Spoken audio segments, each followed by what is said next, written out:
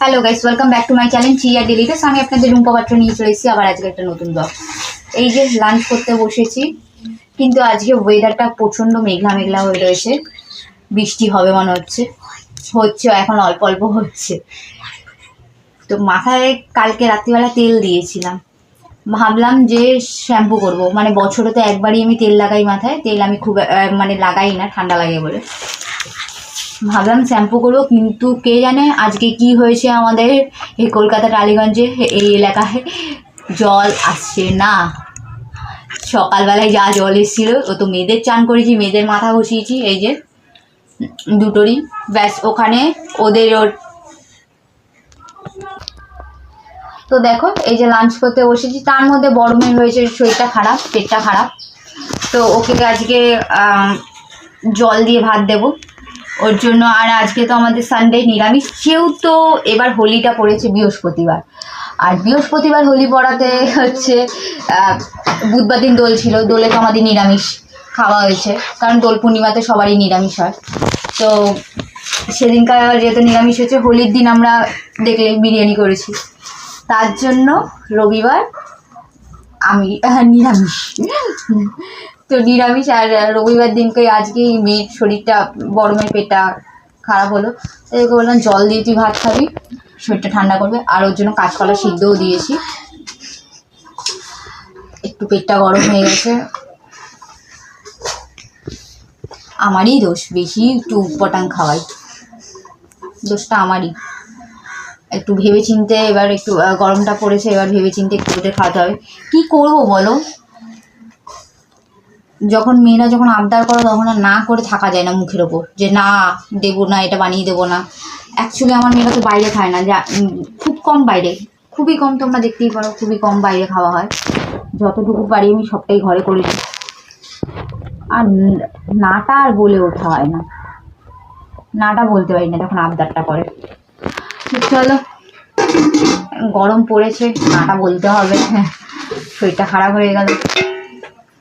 আজকে যেহেতু নিরামিষ, বেশি কিচ্ছু করিনি, যেহেতু আমার বড় মেয়ে খাবে না, ও একটু খেতে খুঁতে ভালোবাসে, মোটামুটি ভালোবাসে চাই না বাসে, ও আর আমার মা একটু পাত সাজানো হলেই ভালো লাগবে। খাক চাই না খাক, পরে খাবারগুলো ফেলা যায়, ওগুলো মানে কি বলবো, প্রচণ্ড মাথাটা গরম হয়। তোমাদের কি আর দেখাবো, ওই জন্য ওগুলো দেখানোর না। এই যে মেয়ের জন্য বললাম না কাঁচকলা সিদ্ধ দিয়েছি, এরকম পিঙ্ক পিঙ্ক কেন কাঁচকলাটা দেখতে হয়ে গেছে আমি বলতে পারবো না, সত্যি কোনো আইডিয়া নেই, আমি সত্যি জানি না। আর এই দেখো আজকে যেহেতু বললাম না নিরামিষ, ঢ্যাঁড়স ভেজেছি, ঢ্যাঁড়স আলু ভাজা যেহেতু।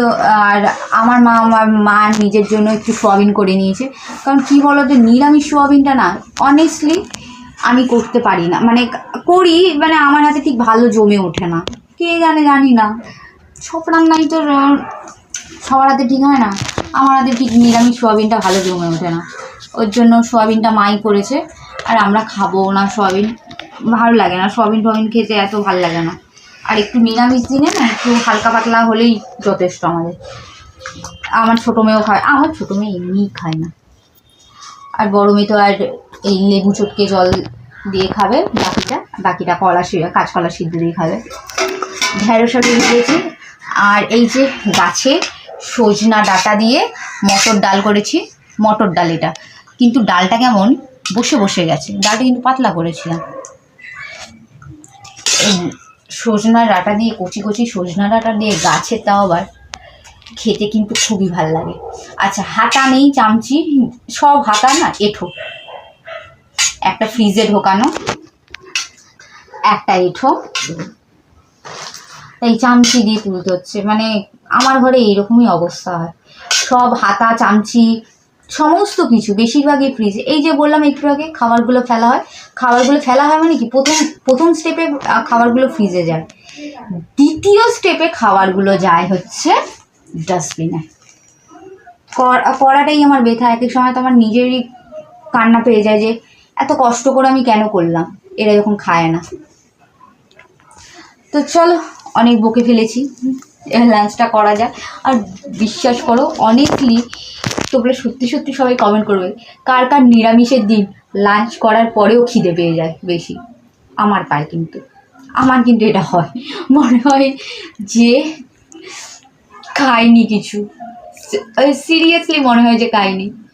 কে কে আমার সাথে একমত কমেন্ট করবে অবশ্যই। চলো লাঞ্চ করে নিই, বেশি বকলে ওখান থেকে মা আবার পাশের ঘর থেকে আওয়াজ দেবে। চলো। 1 hour later. তো দেখো নিরামিষ দিন, তো এই নিরামিষ ডেতে রাত্রিবেলা কী খাবো কিছু বুঝতে পারছি না, মাথায় কিছু কাজ করছে না।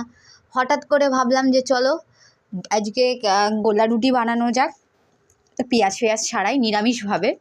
তো এখানে আমি আলু গ্রেট করে দিয়েছি, গাজর গ্রেট করে দিয়েছি, আর একটু আদা গ্রেট করে দিয়েছি, কারি পাতা দিয়েছি, ধনে পাতা দিয়েছি, নুন, আর দিয়েছি হচ্ছে একটুখানি ব্ল্যাক পেপার মানে গোলমরিচের গুঁড়ো দিয়েছি, আর হচ্ছে চাট মশলা দিয়েছি, যেহেতু আমরা টকটা বেশি খাই দেখতেই পেয়েছো। আর ভাজা মশলা দিয়েছি, আমি সব ভাজা মশলা টশলা করে রাখি, তোমরা ভালো করেই জানো। সেই ভাজা মশলা দিয়েছি, দিয়ে এই যে দেখো এখানে একটু যেহেতু রাতের ডিনার এটা, হ্যাঁ এটা নিরামিষভাবে করছি, আলু দিয়েছি আর গাজর দিয়েছি, কারণ একটু থিক হবে, এটা একটু মোটা হবে, সেইভাবে একটু মোটা মোটা করে গোলা রুটিটা করছি, দেখতেই পারছো। খেতে কিন্তু অসাধারণ হয়েছে, কাঁচা লঙ্কাও কুচিয়ে দিয়েছি, বেশ ঝাল ঝাল, টমেটোও দিয়েছি, খেতে কিন্তু অসাধারণ লাগে। নিরামিষভাবেও কিন্তু মানে পেঁয়াজ ডিম ছাড়াও গোলা রুটি কিন্তু নিরামিষভাবে কিন্তু খেতে ভালো লাগে, এইভাবেও তোমরা কোনো দিন করে দেখো। তো দেখো গোলা রুটি আমার এখানে হয়ে এসছে, একটা পার্ট দিয়ে দিলাম, আর একদম কিন্তু খেতে কিন্তু খুব টেস্টি হয়েছে। A few moments later. তো নিরামিষভাবে কিন্তু দেখো এক পার্ট হয়ে গেছে, আমি আবার উল্টোপিট করে দিলাম, দিয়ে ভালো করে কিন্তু এটাকে ভেজে নিচ্ছি, যাতে ভেতরের কাঁচা ভাবটা যেন না থাকে। আর নিরামিষভাবেও কিন্তু খেতে কিন্তু ভালো লাগে গোলা রুটি, বিনা পেঁয়াজ তারপরে ডিম ছাড়া, খুব টেস্টি লাগে। এইভাবে তোমরা খেয়ে দেখো নিরামিষ দিনে।